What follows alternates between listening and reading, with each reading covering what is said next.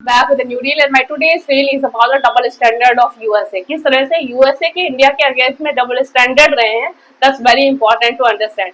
Election के time में जहां प्रेसिडेंट डोनाल्ड ट्रंप को इंडियन मेजोरिटी चाहिए थी, आप देख सकते हैं कि उनके जो स्टेटमेंट थे वो किस तरह के थे इंडियंस को लेकर। इंडिया बहुत अच्छा कंट्री है, India is an great country. वो इंडिया के बारे में काफी कुछ बोलते रहते थे। प्राइम मिनिस्टर नरेंद्र मोदी मेरे बहुत अच्छे फ्रेंड हैं एंड एवरीथिंग।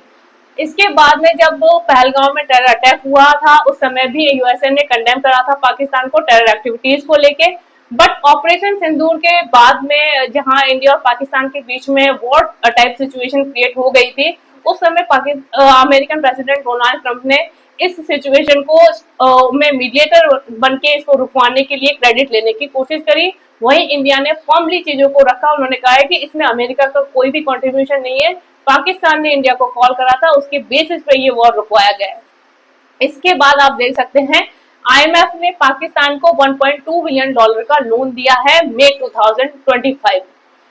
अब आप सोच ही सकते हैं कि पाकिस्तान एक ऐसा कंट्री है जहां पर इस तरह की टेरर एक्टिविटीज हैं। वर्ल्ड के इतने सारे कंट्रीज इन सब चीजों को लेकर पाकिस्तान को कंडेम कर रहे हैं कि वहां पर टेरर एक्टिविटीज प्रमोट की जा रही हैं। उसके बाद आईएमएफ पाकिस्तान को 1.2 बिलियन डॉलर का लोन देता है, वो भी पहलगांव टेरर अटैक के बाद में। तो हम समझ सकते हैं कि चीजें किस लेवल पर हो रही हैं, क्योंकि यदि अमेरिकन प्रेसिडेंट डोनाल्ड ट्रंप इन सब चीजों को लेकर इंटरफेयर करते हैं तो डेफिनेटली ये लोन अमाउंट पाकिस्तान को नहीं दिया जाता। यदि मैं बात करूं 39 मंथ्स में आईएमएफ ने पाकिस्तान को अप्रॉक्स 7 बिलियन डॉलर का लोन दे चुका है। तो हम समझ सकते हैं कि किस तरह से इंटरनेशनल लेवल पर चीजें हो रही है।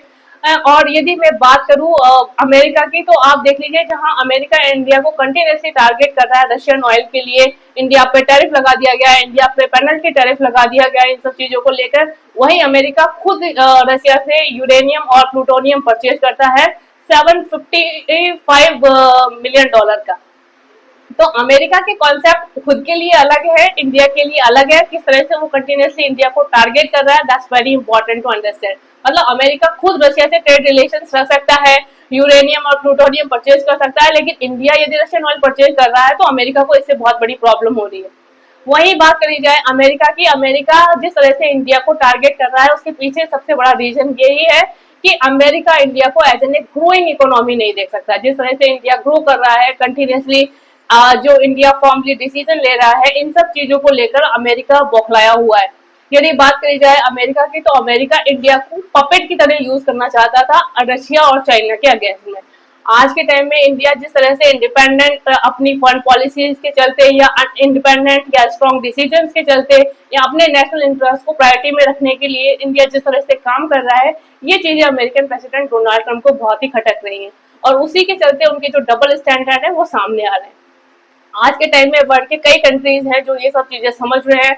इंडिया है, चाइना है, रशिया है, या ब्रिक कंट्रीज की बात करूं, ये सारे कंट्री यूनाइटेडली अमेरिका के इंटेंशंस को समझ रहे हैं। और यूनाइटेड स्टेट जो अपने आप को एक बहुत ही पावरफुल कंट्री समझता रहा है, अपने अकॉर्डिंग ही सारे वर्ल्ड को रेगुलेट करने की कोशिश करने लगा है। उनको लगता है कि we are the emperor of the world, हमने जो डिसाइड कर लिया उसी के अकॉर्डिंग वर्ल्ड चलेगा। उनके ये कॉन्सेप्ट खत्म होते जाएंगे, क्योंकि उनकी पॉलिसी उनके अगेंस्ट में ही किस लेवल पर काम करेंगे, that's very important to understand. So hope you guys get it well. Bye bye. Have a nice day.